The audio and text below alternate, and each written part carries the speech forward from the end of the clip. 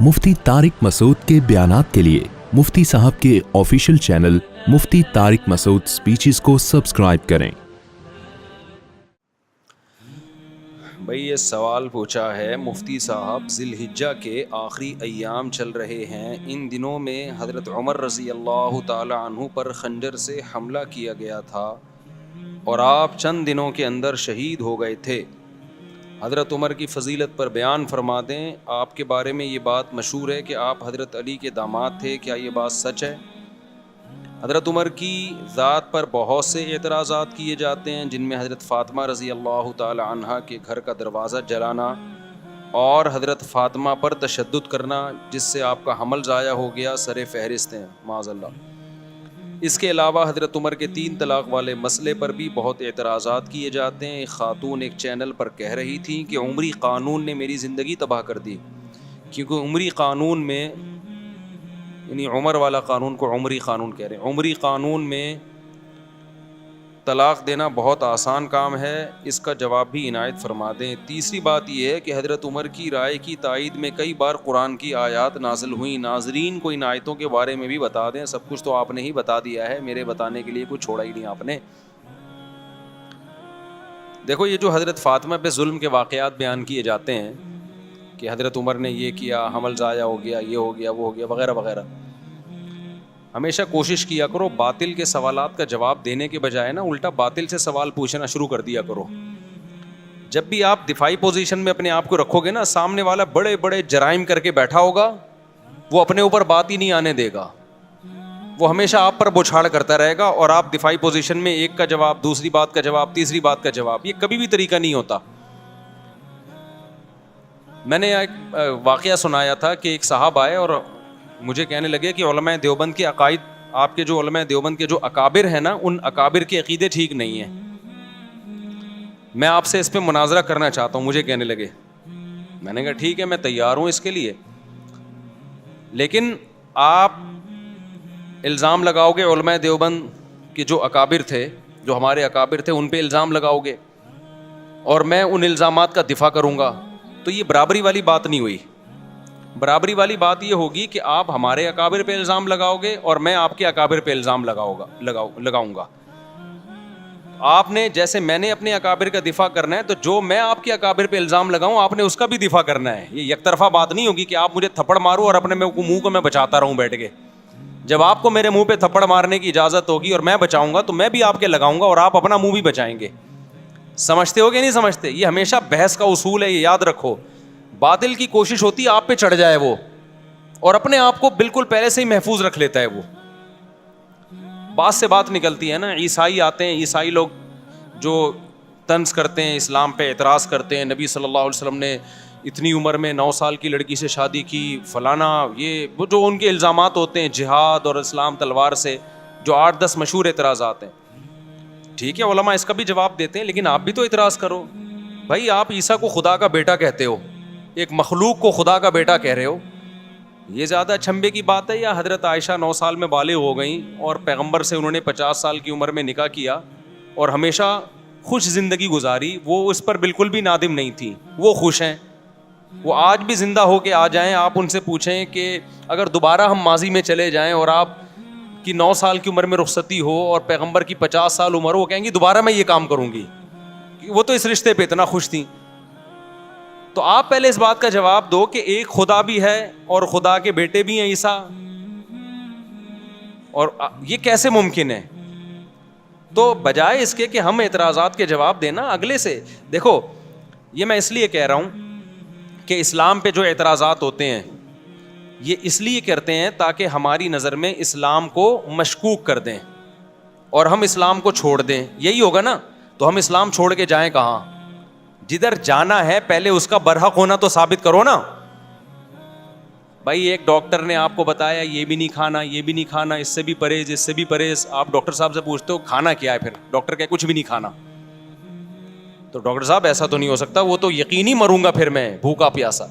मुझे पहले ये बताओ ये छोड़ना है तो इसके मुतबादिल मैंने खाना क्या है। वो डॉक्टर सही डॉक्टर होगा, वो कहेगा भाई ठंडा पानी मत पियो मगर गर्म पी सकते हो, खिचड़ी मत खाओ मगर रोटी खा सकते हो, या रोटी मत खाओ मगर खिचड़ी खा सकते हो। تو اسلام پہ جو لوگ اعتراض کرتے ہیں کہ اسلام میں یہ غلط یہ غلط, فرض کر لو تھوڑی دیر کے لیے مان لیا بھائی اسلام غلط ہے, اب کیا کروں میں؟ اب میرے پاس یا تو عیسائی مذہب ہے یا ہندو ہے یا سکھ بن جاؤں یا میں ملحد ہو جاؤں, خدا ہی کا انکار کر دوں, تمام مذاہب کا انکار کر دوں.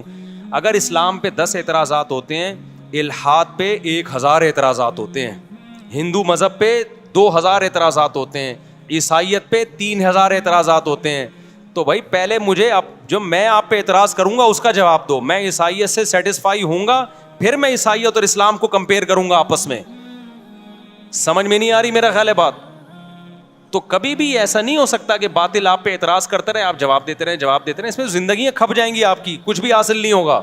وہ کوئی نیا اعتراض نکال کے لے آئے گا, کل وہ کوئی نیا اعتراض نکال کے لے آئے گا. تو بجائے اس کے کہ آپ جو لوگ حضرت عمر پہ اعتراض کرتے ہیں نا کہ حضرت فاطمہ کے ساتھ یہ کیا, حضرت فاطمہ کے ساتھ معاذ اللہ نقل کفر, سیدھا سیدھا ایک جواب دیا کرو کہ حضرت علی رضی اللہ تعالی عنہ اس وقت زندہ تھے یا نہیں تھے؟ سیدہ فاطمہ حضرت علی کی زوجہ تھیں یا نہیں تھیں؟ تو آپ نے یہ حضرت عمر پہ اعتراضات کر رہے ہو, ان کو برا بلا معاذ اللہ کہہ رہے ہو, حضرت علی نے کیوں نہیں کیا یہ کام؟ نہیں یہی بات میرا خیال ہے سمجھ. حضرت علی کیوں خاموش تھے کہ ان کی زوجہ کے ساتھ ظلم ہو رہا ہے, معاذ اللہ ان کی زوجہ کو مارا جا رہا ہے جس سے ان کا حمل ضائع ہو رہا ہے, معاذ اللہ میری بیوی کے ساتھ کوئی ایسا کرے میں خاموش رہوں گا؟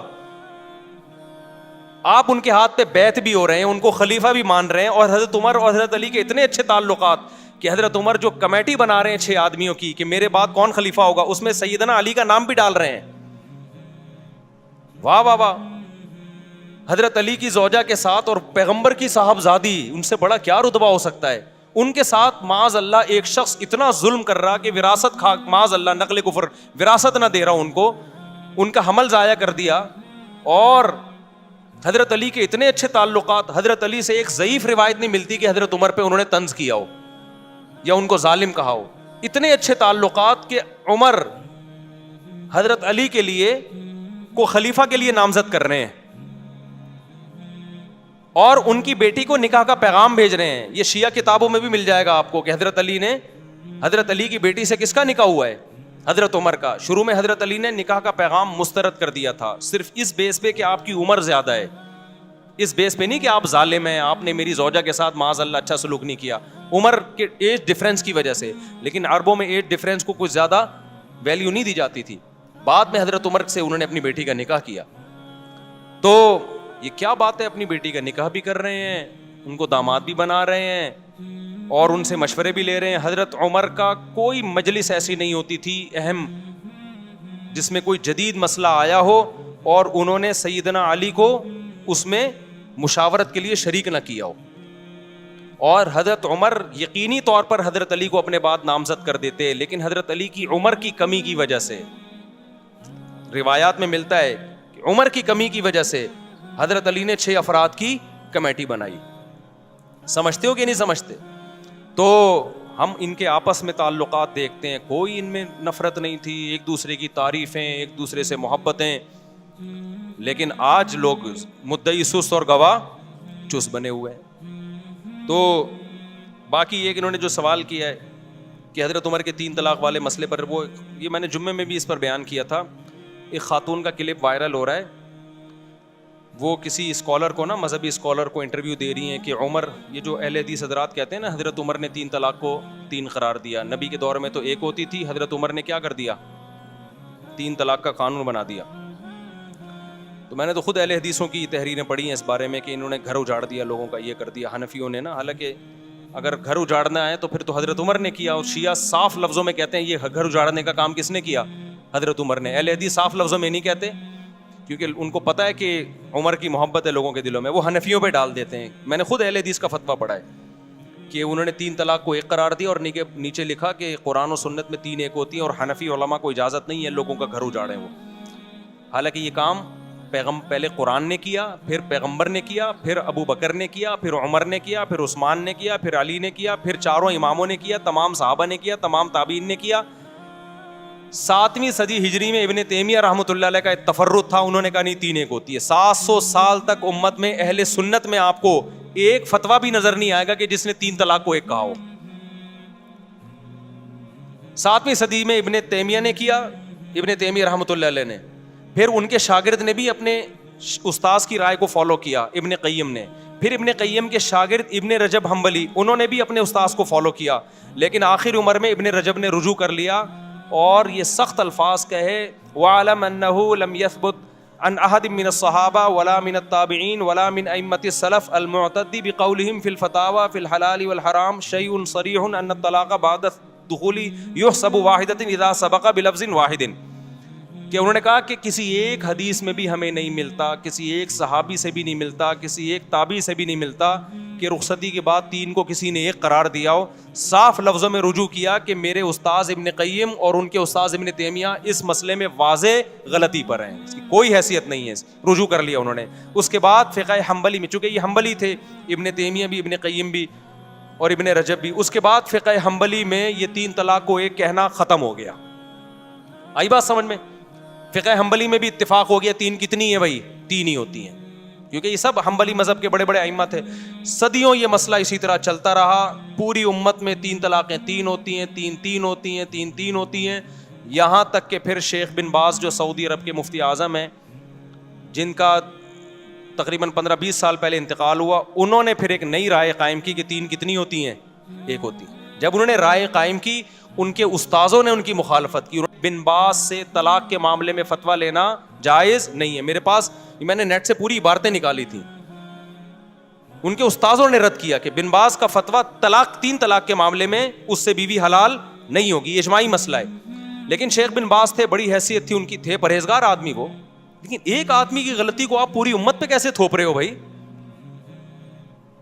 پھر کیا ہوا؟ سعودی عرب میں یہ مسئلہ اختلافی بن گیا.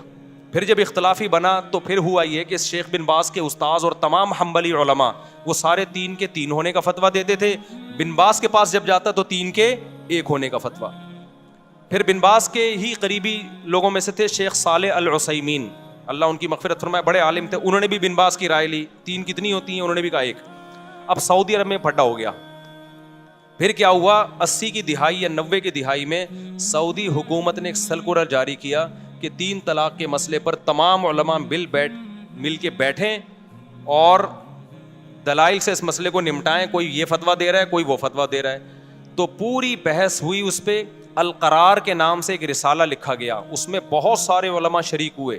ان علماء کے نام بھی اس رسالے میں. بڑی بحث ہوئی اس میں. وہ پورا رسالہ میرے پاس موجود ہے عربی میں نے پورا رسالہ پڑھا ہے. وہ اتنی زبردست جاندار بحث ہوئی. 40-50 کتابوں کو کنگھالا گیا، علماء کے فتوے دیکھے گئے، قرآن و سنت کی روشنی میں بحث ہوئی اور بالآخر یہ متفقہ فیصلہ کیا گیا کہ اکٹھی 3 طلاقیں 3 ہی ہوتی ہیں، 1 نہیں ہوتی. لیکن بن باز نے اس رائے سے اتفاق نہیں کیا. وہ اپنی رائے پر اڑے رہے. لیکن سعودی عرب کا پھر سرکاری قانون بنا کے عدالتوں میں یہ چلا دیا گیا بھائی 3 طلاق کو 3 ہی قرار دیا جائے گا، کیونکہ ہمارے پاس 1 ہونے کی کوئی معقول دلیل نہیں ہے. بڑا جاندار رسالہ ہے، میں نے پورا ایک لفظ پڑھا ہے اس رسالے کا. آج بھی موجود ہے، نیٹ پہ سرچ کرنے سے مل جائے گا. ہوا کیا پھر یہ ہوا کہ بن باز اسی رائے پہ قائم رہے، وہ 3 کو 1 کہتے رہے. اب جب سعودی عرب کی کورٹ میں جب کیس جاتا عدالت میں تو کورٹ کہتی بھائی پورے علماء کا ایک فیصلہ ہے متفقہ، تو کورٹ سے 3 طلاق کو 3 ہی قرار دیا جائے گا. ہوتا یہ کہ لوگ کیا کرتے، جس کو بیوی رکھنی ہے وہ کورٹ میں جانے کے بجائے کہاں چلا جاتا؟ بن باز کے پاس چلا جاتا. وہی اختلاف دوبارہ شروع. حالانکہ اس مجلس میں علماء نے شیخ بن باز رحمہ اللہ تعالیٰ کو یہ نصیحت بھی کی تھی کہ اس طرح امت میں توڑ پیدا ہوگا. بہرحال بڑے عالم تھے، ہم کسی عالم کی گستاخی نہیں کرتے، ان کی اور نیکیاں بہت ہیں. ایک عالم سے غلطی ہو سکتی ہے، بات یہ کہ اس کی غلطی کو آپ ساری امت پہ تو نہ تھوپیں نا بھائی. آپ یہ کہہ دیتے بھائی ان کا ایک تفرد ہے، یہ آسان تھا. لیکن اب چونکہ سرکاری سطح پہ ان کو مفتی اعظم بھی بنا دیا گیا، لوگ اسی کو فالو کرتے چلے گئے. اس میں آسانی تھی، بیوی آرام سے حلال ہو رہی ہے، طلاق کا ریشو بھی اربوں میں بڑھ گیا، دھڑ دھڑ دھڑ طلاقیں. پھر ایک نتیجہ یہ نکلا کہ چونکہ گورنمنٹ لیول پہ ایک فتوے کی ویلیو ہوتی ہے، وہ سرکاری مفتی تھے. نتیجہ یہ نکلا کہ وہ جو عدالت کا فتویٰ تھا وہ ججوں کو بھی نہیں، اب جج بھی اس کو فالو نہیں کر رہے. پھر اب جو جو محمد بن سلمان آئے، ان کے دور میں تو میرا خیال ہے کورٹ کو آرڈر دے دیا کہ 3 کو 1 ہی قرار دو. تو یہ اسلام نہیں ہے میرے بھائی، سمجھ رہے ہو؟ یہ ذاتی آراء ہیں بعض مفتیوں کی اسلام وہ ہے جو قرآن نے بیان کیا. الطلاق مرتان, طلاق 2 مرتبہ ہیں. اس میں قرآن نے نہیں کہا کہ اکٹھی دو یا ایک مہینے کے بعد دو. قرآن کہتا ہے فَإِن طَلَّقَهَا, تیسری دے دی تو فَلَا تَحِلُّ لَهُ مِن بَعْدُ, عورت تیسری کے بعد شوہر کے لیے حلال نہیں ہوگی جب تک دوسرے مرد سے نکاح نہ کر لے. تو یہ عمری قانون نہیں ہے, یہ قرآن کا قانون ہے. بخاری کی حدیث ہے, نبی صلی اللہ علیہ وسلم کی موجودگی میں عویمر اجلانی نے اپنی بیوی کو 3 طلاقیں دی. آپ صلی اللہ علیہ وسلم نے اس کو 3 ہی سمجھا, اس سے نکاح کو ختم سمجھا نبی صلی اللہ علیہ وسلم نے. بخاری کی حدیث ہے. اتنی ساری حدیثیں, میرا اس پر پورا ایک لیکچر موجود ہے, تو یہ کہیں بھی نہیں ہے. تو اس کو یہ کہنا عمری قانون, عمری قانون, یہ شیعہ لوگ یہ جسارت کر سکتے ہیں بھائی. اہل سنت اس کو عمری قانون نہیں کہتے. عمر وہ قانون نہیں بنائیں گے جو پیغمبر کے قانون کے خلاف ہو. سمجھتے ہو کہ نہیں سمجھتے؟ یہاں ابو خاتون نے یہ کہا میرا گھر اجڑ گیا 3 طلاق کے بعد, میں مجبور ہو گئی ہوں حلالہ کرنے پر. وہ رو رہی ہیں, میں مجبور ہو گئی کس پر؟ دیکھو باطل جب بھی کوئی بات کر رہا ہوگا نا, بیچ میں ایک گڑبڑ کر رہا ہوگا, وہ اسی سے وہ لوگ اس کی اس بات کو نہیں اس طرف جاتے اور رونا دھونا شروع کرتے ہیں, ہائے بیچاری کے ساتھ ظلم ہو گیا. اسلام نے عورت کو حلالے پر مجبور کیا ہے. قرآن نے جب یہ کہا 3 طلاقیں دینے کے بعد عورت پہلے شوہر سے نکاح نہیں کر سکتی جب تک عدت کے بعد دوسرے مرد سے نکاح نہ کر لے, اس سے ہم بستری نہ ہو جائے اور وہ طلاق نہ دے دے, پھر عدت کے بعد پہلے سے کر سکتی ہے. اسلام, قرآن, حدیث یہ کہہ رہی ہے کہ عورت یہ کر سکتی ہے, یہ نہیں کہہ رہا کہ عورت کو اسلام اس پہ کیا کر رہا ہے, مجبور نہ کرے. بھائی کس نے کہا ہے کہ یہ کام کرے وہ؟ یعنی ایسا ہوتا نا, مرد نے 3 طلاقیں دی ہوتی, پھر ہم جا کے عورت کی کنپٹی پہ بندوق رکھتے, اب تو دوسرے مرد سے نکاح کر, نہیں کرے گی گولی سے اڑا دیں گے ہم, تو یہ دائرہ اسلام سے خارج ہو جائے گی. تو اب تو اس کے ساتھ ریلیشن بھی, فزیکل ریلیشن بھی قائم کر, نہیں کیا ٹھا گولی سے اڑا دیں گے ہم تجھے. اب تو وہاں سے طلاق لے, نہیں طلاق لی ٹھا گولی سے اڑا دیں گے ہم تجھے.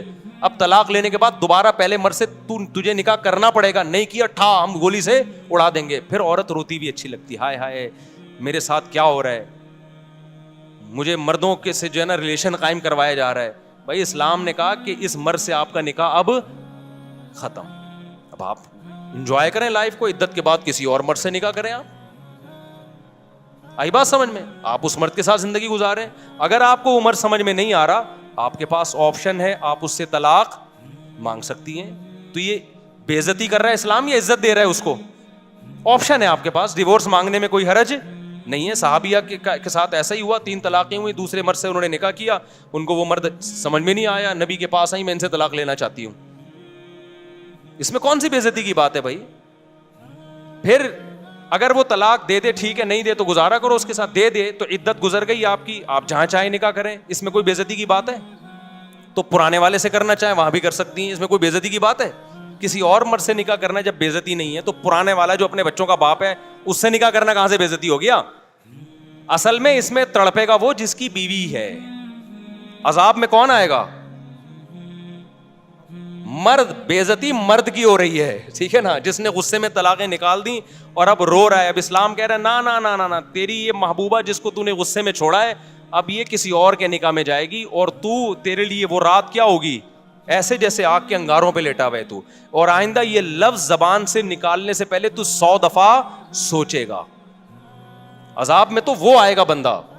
دوسری بات یہ, خواتین یہاں یہ کہتی ہیں کہ جب عورت کو طلاق ہو گئی, ٹھیک ہے جی, وہ مجبور نہیں ہے کہ حلالہ کرے, وہ مجبور نہیں ہے, لیکن وہ بیچاری جائے گی کہاں؟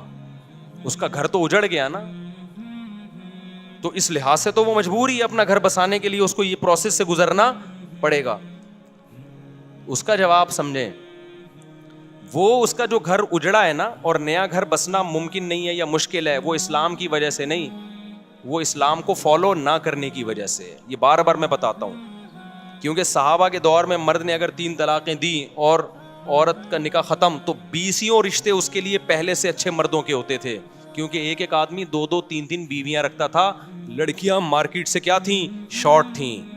لوگ انتظار کرتے تھے کسی کی بیوی بیوہ ہو یا طلاق ہو تو میں نکاح کروں اس سے, تو عورت کا گھر اجڑتا ہی نہیں تھا.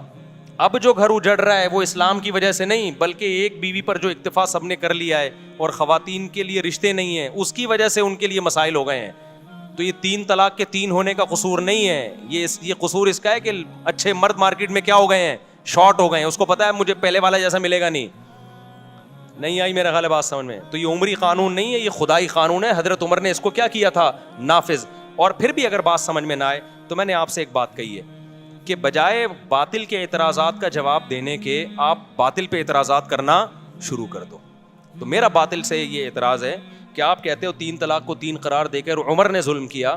دیکھو 3 طلاق کے بارے میں حدیث کے الفاظ دیکھو, 3 طلاق کے ایک ہونے کے بارے میں جو اہل حدیث پیش کرتے ہیں کہ نبی کے دور میں 3 ایک سمجھی جاتی تھی, ابو بکر کے دور میں بھی, عمر نے 3 کو کیا کر دیا 3. ہم کہتے ہیں وہ جو نبی کے دور میں ایک سمجھی جاتی تھی اس کا مطلب یہ نہیں ہے جو اہل حدیث بیان کر رہے ہیں, اس کا مطلب دوسری حدیث میں آتا ہے کہ زمانہ جاہلیت میں 3 کو ایک سمجھا جاتا تھا, اسلام نے اس کو کیا کر دیا منسوخ.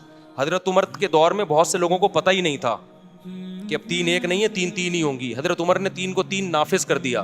تو بہت سے لوگ سمجھے یہ کام کون کر رہا ہے, عمر کر رہے ہیں. اس کی مثال ایسے ہے جیسے صحیح مسلم ہی کی حدیث ہے کہ نبی کے دور میں ہم متع کیا کرتے تھے, جابر بن عبداللہ کہہ رہے ہیں رضی اللہ عنہ. ابو بکر کے دور میں بھی ہم متع کیا کرتے تھے, عمر نے متع پہ کیا لگا دی, پابندی لگا دی. ہم اس کا جواب کیا دیتے ہیں, بھائی متع تو نبی کے دور میں حرام ہو گیا تھا, ابو بکر کے دور میں بھی حرام تھا, عمر نے جو پابندی لگائی تو وہ جو کام نبی کے دور میں حرام ہو گیا تھا عمر نے اس کو نافذ کر دیا. لیکن نبی کے دور میں جب متع حرام ہوا تو سب کو پتہ نہیں تھا کہ حرام ہے, وہ جائز سمجھ کے کر رہے تھے. ابو بکر کے دور میں بھی کرتے رہے کیونکہ اس خبر پھیلی نہیں تھی اس حرام ہونے کی. حضرت عمر نے لا بنا دی, اب جو متع کرے گا وہی سزا دوں گا جو زانی کو دیتا ہوں میں.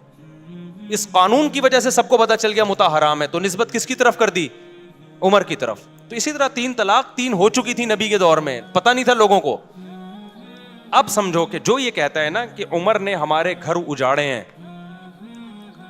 معاذ اللہ 3 طلاق کو 3 قرار دے کے, آپ اس سے اعتراض کیا کرو کہ اگر 3 طلاقیں نبی کے دور میں ایک تھیں اس حدیث کی وجہ سے کہ عمر نے 3 کو 3 قرار دیا ہے, تو متع بھی کس نے حرام قرار دیا ہے, پھر عمر نے.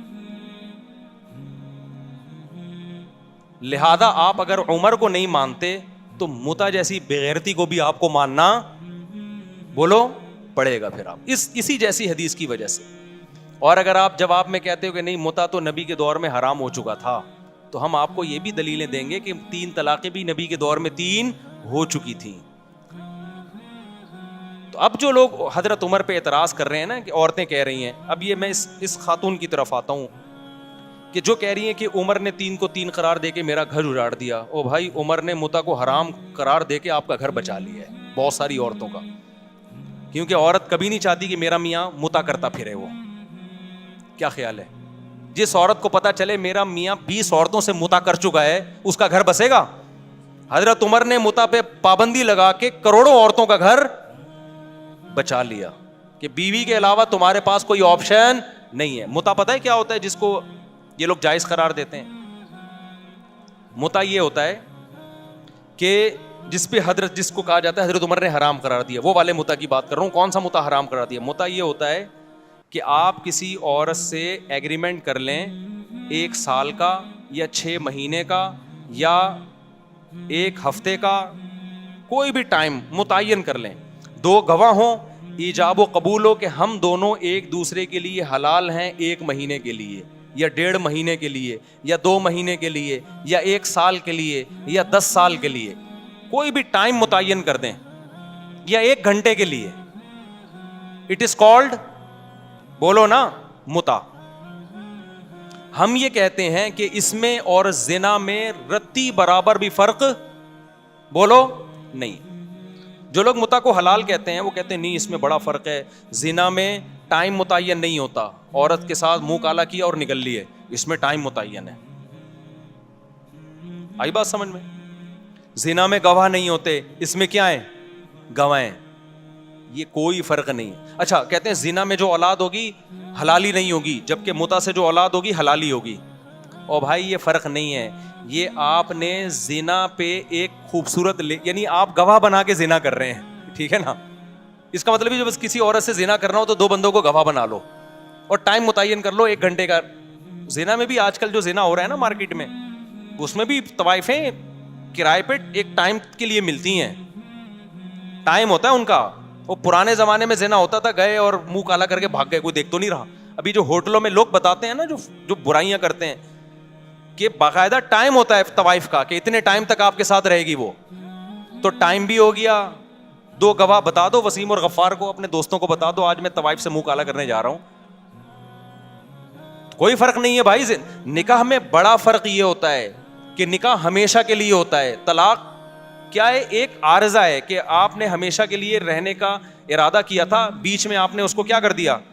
ڈسکنیکٹ کر دی, اس رشتے کو توڑ دیا کسی بھی وجہ سے آپ نے. تبھی نکاح میں اگر یہ شرط لگا دی جائے نا کہ میں اس سے نکاح کر رہا ہوں 2 مہینے کے لیے, تو نکاح کیا ہو جائے گا؟ کلعدم, وہ نکاح نہیں ہوگا. نکاح میں یہ شرط لگانا ہی ناجائز ہے. آپ نے نیت بھی کر لی نا کہ میں اس بیوی کو 1 مہینے بعد چھوڑ دوں گا, آپ یہ شرط نہیں لگا سکتے. آپ شرط لگا دی تو وہ ختم, وہ نکاح نہیں رہے گا, وہ متع بن جائے گا. نہیں آئی میرا خیال ہے بات سمجھ میں؟ تو متع حرام ہے بھائی, زنا اور متع میں کوئی فرق نہیں. اب آپ مجھے بات بتاؤ, اگر حضرت عمر متع کو حرام نہ کرتے, آج بہت سارے مرد متع کر رہے ہوتے کہ نہیں کر رہے ہوتے؟ ان کے گھر بس جاتے. اور پھر حلال زنا میں تو آج جب مرد زنا کرتا ہے نا تو گھر نہیں بستا, بیوی طلاقیں لے کے چلی جاتی ہیں, جبکہ وہ زنا کو برا سمجھ رہا ہوتا ہے, بیوی سے سوری کر رہا ہوتا ہے, بیگم آئندہ نہیں کروں گا, غلطی ہو گئی. متع جس پہ عمر نے پابندی لگا کے عورتوں کے پر بڑا احسان کیا, ان کے گھر بسا لیے, وہ جب متع لوگ کرتے تو پکڑے جاتے تو بیگم سے کہتے بیگم حلال ہے. جیسے میں دوسری شادی کے بعد پکڑا گیا تھا تو میں نے کیا کہا تھا؟ حلال ہے یہ, لیکن شادی تھی نا وہ. تو جو متع کرتے ہوئے پکڑا جائے گا وہ کیا کہے گا؟ بھائی برا تھوڑی ہے, پابندی کس نے لگائی ہے؟ عمر نے. دیکھو صحیح مسلم کی حدیث ہے, نبی کے دور میں بھی ہوتا تھا, ابو بکر کے دور میں بھی ہوتا تھا, پابندی کس نے لگا دی؟ عمر نے. تو بتاؤ عمر عورتوں کا گھر اجاڑ رہا ہے یا بنا رہا ہے؟ عمر نے پابندی لگائی. کیا پابندی لگائی تھی؟ پابندی تو اس پہلے سے لگی ہوئی تھی. عمر نے بولا, حضرت عمر نے, اب جو متع کر کے آیا نا شادی شدہ کرے گا پتھروں سے مار کے رجم کروں گا, کیونکہ لوگ کہتے تھے یہ زنا نہیں ہے. حضرت عمر نے کہا ایسی کوئی دلیل نہیں سنوں گا میں, نہیں یہ بات میرا خیال ہے سمجھ میں. انہوں نے بولا کہ رجم کروں گا, پتھروں سے ماروں گا میں. یہ دلیل نہیں ہے کہ جی یہ گود گواہوں کی موجودگی میں ایجاب و قبول ہو رہا ہے. تو جو لوگ کہتے ہیں کہ متع حلال ہے تو انہوں نے عورتوں کا گھر کیا کر دیا؟ تباہ کر دیا. 3 طلاقوں کو جو 3 کہتے ہیں, چند عورتوں کا گھر تباہ ہوتا ہے لیکن بے شمار عورتوں کا گھر بس جاتا ہے. مرد کو جب پتہ چلتا ہے نا 3 لفظ زبان سے نکالے تو دوبارہ نہیں مل سکتی مجھے, یہ وہ کروڑ دفعہ سوچتا ہے زبان سے نکالتے ہوئے, بہت دفعہ سوچتا ہے, عبرت ہو جاتی ہے اس کو, لہذا اس سے گھر بستا ہے, ٹوٹتا نہیں ہے. چند کا تو ٹوٹتا ہے لیکن چند کی وجہ سے لاکھوں کا بس جاتا ہے.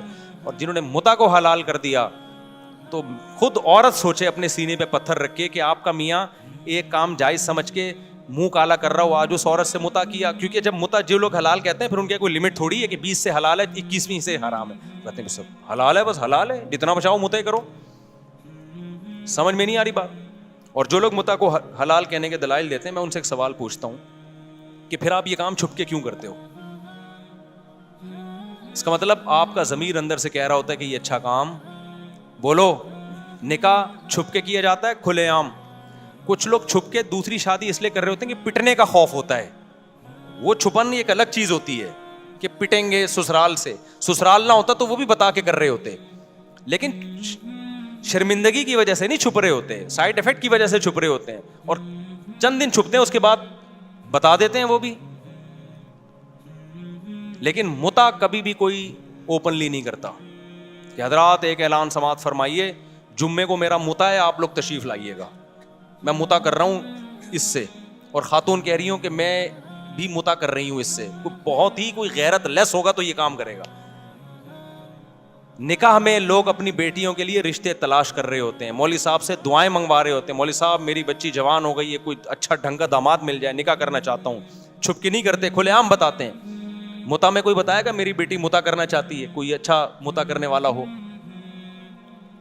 تو اگر عمر نہ ہوتے, حضرت عمر نے نا گورنمنٹ لا بنا کے پابندی لگائی, عمر نہ ہوتے تو متع کے بارے میں مسلمان کنفیوژن میں ہوتے, لوگ بہت سارے اس کو حلال سمجھنا شروع کرے. عمر نے غیرت والا کام کیا, انہوں نے بولا اب جو متع کر کے آئے گا ایسی کی تیسی کر دوں گا میں اسے. تو یہ عمر کا ہم پر کیا ہے احسان ہے کہ ہمارے گھروں کو بچایا عمر نے.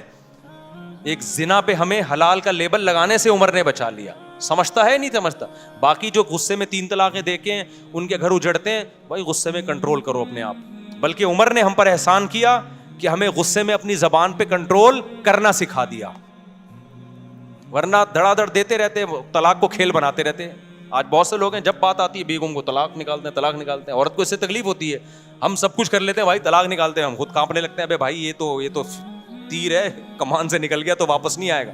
کتنے کیسز لوگوں کے میرے پاس آتے ہیں. ہمارے محلے میں ایک صاحب تھے, لڑتے تھے نا بیوی سے, روزانہ لڑائی, پھر ان کو غصہ آتا طلاق دوں گا, کانپتے تھے یوں کر کے, کہتے میں تو دے دوں گا ہی, 10 سال سے کہتے رہے, نکالی نہیں. ان کو پتا تھا بھائی نکل گئی تو بیگم گئی ہم سے. کتنے لوگ, یہ تو آپ کے سامنے تو وہ کیس آ رہے ہیں نا جنہیں غصے میں دے دی ہے, ایسے بہت سارے کیس ہیں, بہت غصہ آیا نہیں تھی انہوں نے, اور جو غصے میں دے دیتے ہیں. تو اسلام یہ چاہتا ہے کہ جو آدمی پاگل ہے نا غصے میں, تو اس پاگل کا حق ہی نہیں ہے کہ بیوی رکھے وہ, کیونکہ جب غصے میں 3 نکال رہا ہے تو کل غصے میں چاقو بھی مار سکتا ہے, وہ کل غصے میں پسٹل بھی چلا سکتا ہے. آج بول دیتے ہیں مجھے غصے میں پاگل ہو گیا تھا میں نے دے دی ہے, میں کہتا ہوں بھائی تیرے پاس بندوق ہوتی تو غصے میں 3 فائر کر دیتا, تو کوئی عدالت چھوڑتی ہے آپ کو؟ اسلام میں غصے کے احکام قابل معافی نہیں. آپ نے غصے میں اگلے کا جبڑا پھاڑ دیا, اب پولیس آئی ہے, کیا ہوا, کہنا یار غصے میں ہو گیا سوری.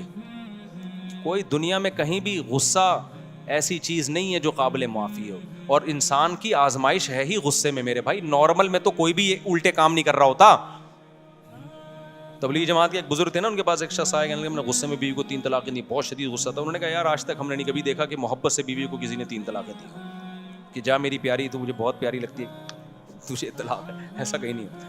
تو غصے میں ہی تو پاگل ہوتے ہیں, اور پھر غصے میں ہی سزائیں ملتی ہیں. قتل جتنے ہوتے ہیں, ہمارے ایک دوست نے قتل کیا, مجھے آ کے بتا رہے, کہہ رہے ہیں غصے میں نے بندہ مار دیا, اپنے دوست کو مار دیا. کہہ رہے مجھے اتنی ندامت ہے کہ میرا سکون نہیں مل رہا مجھے. تو سارے الٹے کام کس طرح ہوتے ہیں میرے بھائی. ابھی ایک کیس چل رہا ہے, میں اس میں پڑھا ہوں سلو کے لیے. غصے میں اپنے چچا زاد بھائی کو بندے نے قتل کر دیا, اور اتنا رو رہا ہے کہ یار میں نے, میرا محسن تھا وہ, میرے بڑے بھائیوں کی طرح اس نے مجھے بچپن سے پالا. میرے پاؤں میں آ کے نا ناک رگڑ کے چیخیں مار کے رو رہا تھا بندہ قاتل. کہہ رہے مجھ سے کیا ہو گیا مفتی صاحب, میں نے اپنے چچا زاد بھائی جو میرے سگے بھائیوں کی طرح تھا میں نے مار دیا اس کو. اتنا رو رہا ہے. کیوں؟ غصے نے کیا کر دیا اس کو, پاگل. تو کیا کیس نہیں بنے گا, کیا پولیس چھوڑ دے گی؟ نہیں, یہی بات میرا خیال. اب اگر اس کو پولیس لٹکاتی ہے, عدالت لٹکاتی ہے پھانسی کے پھندے پہ, لوگ کہتے ہیں یار بیچارے سے غصے میں پسٹل چل گئی, اتنا رو رہا ہے یار, چھوڑو یار. قرآن کیا کہتا ہے, وَلَكُمْ فِي الْقِصَاصِ حَيَاةٌ, اے لوگو قصاص میں زندگی ہے. ایک لٹکے گا 20 لوگ قتل کرنے سے بچ جائیں گے. تو اسی طرح یہاں بھی ہے, 3 طلاقوں میں گھر بسانا ہے, اجاڑنا نہیں ہے. چند لوگ 3 دیں گے, ان عبرت کا نشان بنیں گے, باقی لوگ کی زبانیں بند ہو جائیں گی, بولیں گے بھائی کچھ بھی زبان سے نکالو, طلاق کا لفظ زبان سے نکالنے کا نہیں ہے. نہیں ہے بات میرا خیال ہے سمجھ میں. ابھی یہ کہتے ہیں نا اسلام میں طلاق بہت آسان ہے, بہت مشکل ہے اسلام میں, کیونکہ اس کا سائڈ افیکٹ بہت زیادہ ہے. دوسروں کے ہاں بظاہر بڑی مشکل ہے طلاق, لیکن بہت آسان ہے. ان کے یہاں ہندوؤں میں کورٹ وورٹ میں جانا پڑتا ہے, لیکن اتنی آسان ہے تبھی تو دھڑا دھڑ ہو رہی ہیں طلاقیں. ہمارے یہاں بہت آسان ہے لیکن حقیقت میں بہت مشکل ہے, تبھی ہمارا فیملی سسٹم کامیاب ہے. تو یہ تو حضرت عمر پہ اعتراض کا میں نے جواب دیا, بات لمبی ہو گئی. اور پتہ نہیں کیا لکھا ہے انہوں نے حضرت عمر کے بارے میں. تیسری بات یہ کہ حضرت عمر کی رائے کی تائید میں کئی بار قرآن کی آیتیں, یہ تو بہت دفعہ ہوا ہے. حضرت عمر نے نبی صلی اللہ علیہ وسلم سے فرمایا کہ اپنی خواتین کو حکم دیں پردہ کیا کریں. آپ صلی اللہ علیہ وسلم نے نہیں حکم دیا, قرآن کی آیتیں نازل ہو گئیں. یا ایھا النبی قل لازواجک وبناتک ونساء المؤمنین یدنین علیہن من جلابیبہن. غزوہ احد میں یعنی اللہ نے حکم دے دیا کہ پردہ کروائیں اے نبی اپنی ازواج کو بھی, اور مومنین کی بیٹیوں کو بھی کہتے ہیں آپ پردہ کریں. کس کی تائید میں نازل ہوئی ہے؟ حضرت عمر کی. حضرت عمر رضی اللہ تعالی عنہ کی رائے یہ تھی. ایک اور مثال تھی بڑی زبردست, میرے ذہن سے نکل گئی, وہ بہت زبردست مثال تھی. حضرت عمر کا ایک مشورہ تھا, ہاں جنگی قیدیوں کے بارے میں. جب بدر میں قیدی آئے نا تو حضرت عمر نے حکم دیا ہر شخص اپنے رشتہ دار کی گردن اڑا دے. نبی صلی اللہ علیہ وسلم نے کہا کہ نہیں فدیہ لے کے چھوڑ دیں ہم ان کو. قرآن کی آیتیں نازل ہوئیں. نہیں یہ تو الگ آیت ہے, حرمت علیکم امہاتکم, اس کا اس سے کوئی تعلق نہیں. ٹھیک ہے, لولا کتاب من اللہ سبق لمسکم فیما اخذتم فیہ عذاب عظیم. اے ایمان والو تم نے جو ان قیدیوں کو فدیہ لے کے چھوڑ دیا, اللہ نے پہلے سے مقدر میں اگر یہ نہ لکھا ہوتا نا کہ تمہیں ہلاک نہیں کرنا, تو یہ اتنا بڑا جرم ہوا ہے کہ اللہ تمہیں ہلاک کر دیتا. ان قیدیوں کو چھوڑا کیوں؟ یہ تو اتنی بڑے اسلام کے دشمن تھے. تو کس کی رائے صحیح ہوئی؟ حضرت عمر کی, ان کی رائے میں. اور حدیث میں آتا ہے کہ شیطان عمر کو دیکھ کے اپنا راستہ بدل لیتا ہے. بخاری کی حدیث ہے, رسول اللہ صلی اللہ علیہ وسلم نے فرمایا, میں نے خواب میں دیکھا کہ ابو بکر نے ایک ڈول نکالا, اس میں کمزوری تھی. پھر میں نے ایک بہت طاقتور کو دیکھا کہ اس نے ڈول نکالا اور بڑی طاقت کے ساتھ ڈول نکال لیا نا, کنویں سے نہیں پانی کا ڈول نکالتے. تو آپ نے فرمایا اس خواب کی تعبیر کیا ہے؟ عمر, یعنی ان کے دور میں جو نظام چلے گا نا طاقت اور قوت کے ساتھ چلے گا. غیر مسلم اس بات کا اعتراف کرتے ہیں کہ اسلامی تاریخ میں عمر جیسا دور نہیں آیا. ایسا خاندانی دور تھا نا حضرت عمر کا, کوئی اختلاف نہیں. اور کتنے آپ نے, اچھا جرمنی میں نا ابھی بھی عمر لا کے نام سے, عمر لا کے نام سے وہاں کی یونیورسٹی میں پڑھایا جاتا ہے, اس کو کہتے ہیں عمر لا ہیں. میں پہلے اس بات کو یقین نہیں کرتا تھا, میں گیا تو پتا چلا ایسا ہے حقیقت میں. یہ جو انسانی فلاح و بہبود کے قوانین انہوں نے وضع کیے نا بہت سے یورپین کنٹریز نے, یہ حضرت عمر سے لیے انہوں نے. اس کا نام بھی اب تک انہوں نے عمر لا رکھا ہوا ہے. نہیں آئی میرا خیال ہے بات سمجھ میں؟ تو غیر آپ کے خلیفہ عادل کے عادل ہونے اور اس کی فضیلت کی گواہی دے رہا ہے, اور یہاں بعض لوگ جو اپنے آپ کو اسلام کی طرف منسوب کرتے ہیں وہ عمر کو برا بلا کہہ رہے ہیں, معاذ اللہ. حضرت عمر کو اسلامی تاریخ سے نکال دو تو کیا بچے گا بھائی آپ کے پاس؟ ایک ہی تو دور تھا جس میں اسلامی سلطنت 22 لاکھ مربع میل پہ پھیلی ہے, اور کسی میں مجال نہیں تھی کہ کوئی سر اٹھا کے بات کر سکے.